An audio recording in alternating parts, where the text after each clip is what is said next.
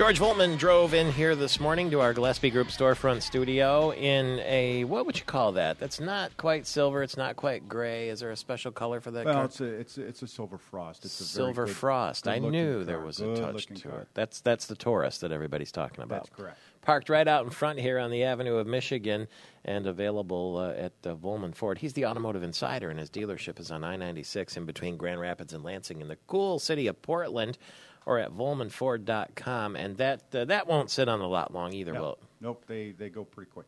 What's the sticker price? Original sticker price is $35,000 on that, and it's like 26 used, and that's got 18,000 miles on it. Okay, so that's a pretty good deal. Yeah.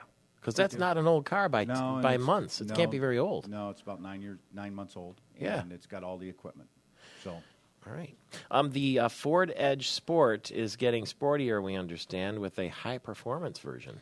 that's correct. I mean, they're starting to put the EcoBoost systems that were in the tour shows and things of that nature into the other car lines. And what's really amazing, because I've had a chance to be behind the wheel of that engine system, and you can get 28 miles a gallon with this thing, which is quite remarkable. That's the sort of mini SUV kind of car. That's correct. It's in between. You've got the Escape, and then you have the Edge. It's a 5-passenger, very comfortable, roomy.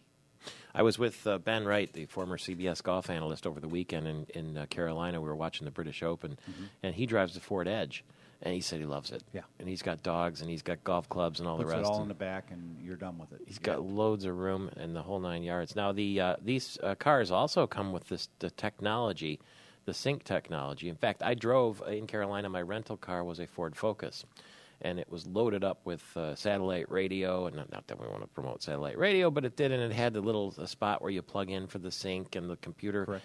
Thing and all the rest of it. Now, this Ford Edge Sport has something called the iTunes tagging system, which I'm told if you like a song that you hear on the radio, you just tap, and that song is collected for you. Correct. And now it goes into your playlist. How many times have you had that happen where you hear a song on the radio, then you're hoping to hear the announcer say the name of it, and you don't? And here, now you just push the button. Boom. I mean, we're living in the fascinating...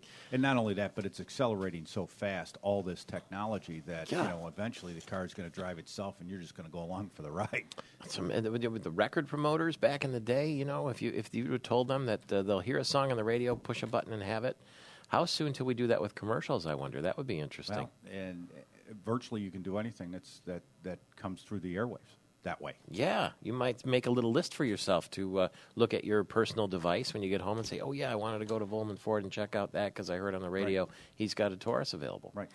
They're also, as I understand now, too, using some celebrity voices for the voice, the little voice that tells you where to turn and that kind of thing. So they're using Yoda from Star Wars and Darth Vader and all that. So we're having a little fun with the technology, right. And it's too. just like the ringtones and those type of things. They're going to do the same thing for this. Yeah, why not? You can have somebody famous telling you when to turn and how to turn and all that kind of thing. How to vote, maybe. Right. Who knows? The 2010 Ford Explorer now, I'm told, hit the lots this week. 2011. That's what I mean. That's right. And basically what's happening is they're rolling it out in 9 cities.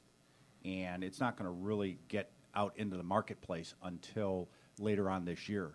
But the beauty of that vehicle is it's now jumped up 30% in fuel economy. So you're now in the mid to upper 20s, depending on how you drive on the highway, and you're cracking the 20 mile per gallon mark in the city, which is a phenomenal change over the previous one. So that's the big difference. That's right. Well, and then Alan Mullally, when he came on, said we're going to be best in class in fuel economy on every single car. That way, if for some reason there's a disruption in oil again, we're still not going to, we're still going to be best in class. And that's, I think, where he's going as we march toward electricity. So this is not your same old Explorer, No, though. not at all. It's not a framed vehicle. It's going to be a unitized body car. What does that mean? Well, in other words, the Explorer you're driving is on a truck chassis. Mm-hmm. Okay, a full perimeter chassis. Feels like it, too. And it feels like it, too. It's old. That's exactly right.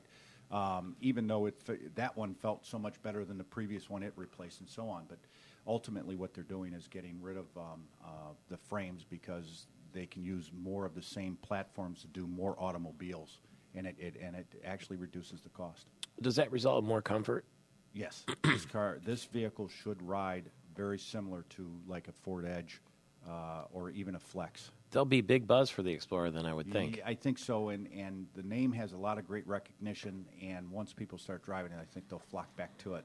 I guess Alan Mullally had Mike Rowe from Dirty Jobs on the Discovery Channel. They made a big splash in Herald Square in New York, and there are certain cities where the car will be rolled out, as you mentioned. The Treasury Department apparently failed to consider economic fallout when they told General Motors and Chrysler to shutter so many dealerships at one time. That's the look back now in hindsight, that maybe it was hasty. Right.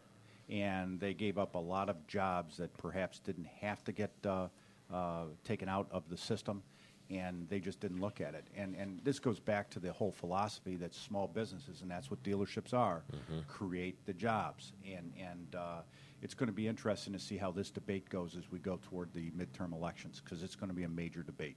That's an interesting distinction. When you see a Ford dealer, it's not Ford corporate. It's somebody like you who decided with his own money invested and so on and so forth, and taking all the risk. All the risk. There is no such thing as the government coming in and helping me, or even Ford Motor Company from the risk standpoint. You're a small business person. That's exactly correct. With your own shop, and you happen to sell Ford cars. That's correct. At Vollman Ford, where he sells other sorts of cars, too, and does it online, too. TheAutomotiveInsider.com or VollmanFord.com. Drive safely. Yes, a lot of fun. See you soon.